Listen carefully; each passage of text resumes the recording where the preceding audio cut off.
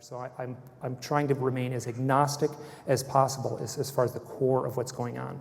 And my sense is that something far stranger, far more complicated is going on than just metal spaceships filled with scientists from somewhere else coming here to collect data.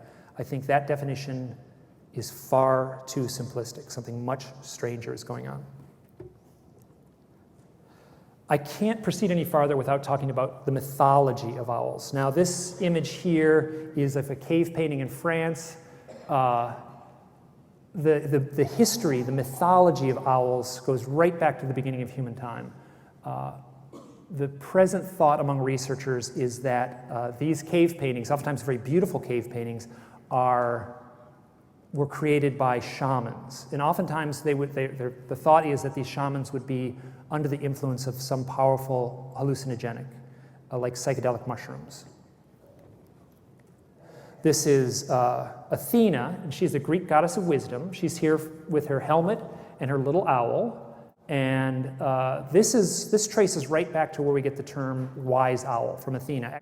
We move even farther forward to ancient Rome. We have Minerva here again, seen with her owl, her little owl. And so the Roman goddess of wisdom. There's a lot more that I'm leaving out as far as the mythology of owls. Some of it is very interesting. The question arises, why so much mythology around owls? And my answer to that is that owls simply look really intense. And anyone would recognize that. Anyone would recognize that from ancient man and someone seeing an owl tonight. They have a very powerful presence. They have a powerful, penetrating gaze. The other reason is that the mythology of owls arises from the fact that owls can see into the darkness. So there becomes a metaphor to seeing into other realms, to traveling into other realms, to traveling to the land of the dead, to traveling to the land of the gods. Owls are messengers. They represent dream time. They represent the unconscious. Owls travel to another realm, and then they come back and return the message. Now, this is an image I love. This is from Disney's Sword in the Stone. This has an owl alongside a wizard. That's Merlin, which is perfect. Right? So the owl, companion to the wizard. The wizard represents mysticism. The owl represents wisdom. And these archetypes are still rattling around with us today. This is from Harry Potter. This is the most popular series of books in the history of publication. And Harry Potter has an owl that delivers the mail. He has an owl as messenger. It's perfect. It's perfect. If you ask a UFO researcher, hey, do you have any stories about owls? They'll say, oh yeah, I got a lot of stories about owls.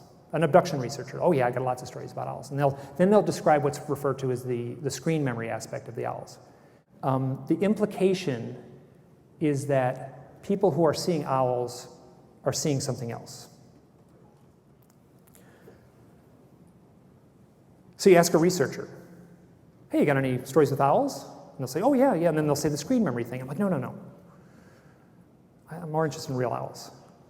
You ask the experiencer, do you have any owl stories? And they'll go, yeah, that's interesting you asked that. I have some interesting owl stories. Now, obviously, once again, it's not 100% of the people, but enough that there's a very real pattern. The question is, why owls? Why are they choosing owls as the projection? You ask an abduction researcher, they'll say, oh, the owls have these great big eyes. They've got great big eyes. They look a little bit like aliens, and that's why they're choosing it, because they kind of look the same. And that gets repeated over and over and over again, and it's become a sort of dogma, a sort of truth, an implied truth. But I'm not so sure. I mean, there's no evidence of that. It's just a story that gets told, and I question that. Now, as I proceed forward with this stuff, I've been attracted to one. I mean, there's a lot. I don't have an answer, right? It's a mystery. There's no way to know exactly why owls. And this is speculation at its flimsiest on my part, but the owls could be an archetype. Now, archetype is one of those great big lofty words. And I actually have to read here from some stuff so I sound smart. But Plato in ancient Greece talked about an archetype, and he said it is an idea referring to a pure form, a pure form that exists only in the mind, and it defines a fundamental characteristic about a thing. Carl Jung, who had the quote about synchronicity earlier, updated this, and he said that the archetype is an idea within the collective unconscious, and it is universally present in all of our psyches. So the question, why owls? My sense is that seeing an owl, you are seeing something deeper. You're tapping into something more profound with more depth than just an owl, than just a bird with big eyes. So I've said this before, my focus, this research, what I'm interested in, and this traces right back to the experience with Kristen, is seeing real owls. What I'm getting is owls show up in the presence of the UFO abduction or UFO sighting. This is where things get weird. I am getting a lot of synchronicities within the research. To me, this is a sign. This is a sign that I'm on the right path. It's a sign I'm onto something. I don't know whether I am or not, but that's my very strong sense. This is John Mack. Most folks here should be familiar with his work. He wrote a book in 1999 called Passport to the Cosmos. And the theme of the book was comparing and contrasting UFO abduction and the shamanic initiation.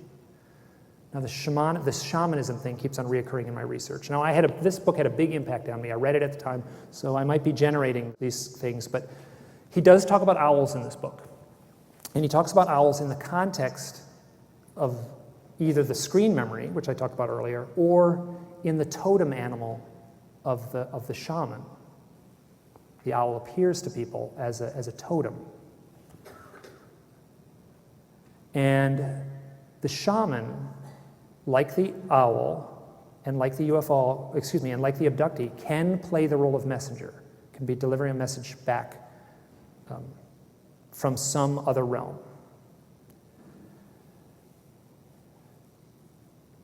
I spoke with a woman, now John Mack died in 2004, and I spoke at length with a woman who had worked with John Mack. She is an abductee. She sought him out for help with her experiences. She has had a lot of owl experiences in her youth and as an adult, and they sound like real owl experiences, what she's described. She went to the very first UFO abductee support group. I guess it would be an experience support group, is what it would be called, experience or support group, that John Mack gave. He gave it at his home. A bunch of people arrived at his house. She carpooled with some folks. They had the meetings, just sit in a circle and talk about the experiences. When she left with her friends in the car, they carpooled together, they pulled out of the house, and one of them turned to the other one and said, "So, what'd you think? How'd that go?" And at that moment, a white owl flew over the car and flew out in front of them and led the way down the street for a while. A big white owl. So we have the very first support group meeting run by John Mack, and a car full of abductees follows an owl. This is David Weatherly. David Weatherly, I think, is in the room here. Hopefully he is. He is a paranormal researcher and author and a shaman. I had lunch with David this afternoon, and the waitress came up, and my friend said, "Oh, I like your necklace," to the waitress. And she said, "Thanks." And she had this big owl necklace. So I spoke with him last year, and he said, "Oh, I've got an owl story for you." I'm like, "Great." So he had been doing UFO research. He went to the site of a woman's home, and she had been having ongoing UFO experiences around her house. And he pulls into her front of her house. He's in his truck. He's got a voice recorder. He's going to conduct an interview, and he's looking down at the voice recorder to put in new batteries. And as he's looking down, there's this audible thud on the car, and the car actually dips a little bit. And he looks up, and there's a great horned owl standing on his hood, staring at him. Now, this is a shaman interacting with an owl at the home where people are reporting ongoing UFO contact experience. I have another story that David told me.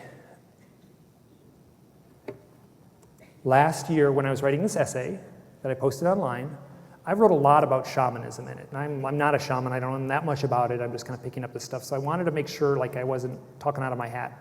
So I called up David and I said, listen, can you give this thing a read through? Because I'm talking a lot about shamanism and I just want you, can you play fact checker? He said, sure. So he reads the essay. A couple days later, I get a note from him. He said, hey, you want to hear a funny story? Sure. So he says, I was at my desk, I was reading the essay, reading your essay, out the window, this little thing flits by, looks out, and there is an owl that lands in a tree branch right outside his window. I was like, wait, so an owl landed on a tree branch while you were reading my essay? He said, yeah. I could have done this entire presentation only on stories of people seeing owls while reading that essay.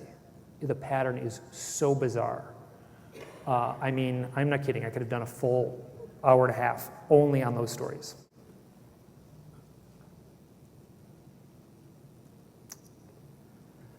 As I proceed forward in this research, I've been getting a lot of books. And one of the things I'll do is I'll get them on Kindle or on my ebook. This is my iPad that I've been getting them on. And it's great because there's like a search engine in there. So I can in the word I want to search out is owl. So I can type in owl and I can find out every place it shows up in these books. Now this is John Mack's book, Abduction. And a funny thing happens. You type in owl and the word knowledge comes up. But I'm not interested in that. I want to find owl. So I got to take this little thing and go, okay, it says knowledge. I got to go skim past it, knowledge, get past it, past knowledge, move past knowledge. And that has become a metaphor for how I'm proceeding forward in this stuff. I have to move beyond the logical side of my mind. I have to trust my gut, trust my instinct. Because if I depended on my logical side, I would go, owls and UFOs, this is stupid. This is the dumbest thing in the world, isn't it? It's like, I can't go there. Like, that's dumb. Like synchronicity is no such thing. Like, these stories might involve me. That's impossible. No way. Can't go there. But I have been proceeding forward and trying to trust my heart in this.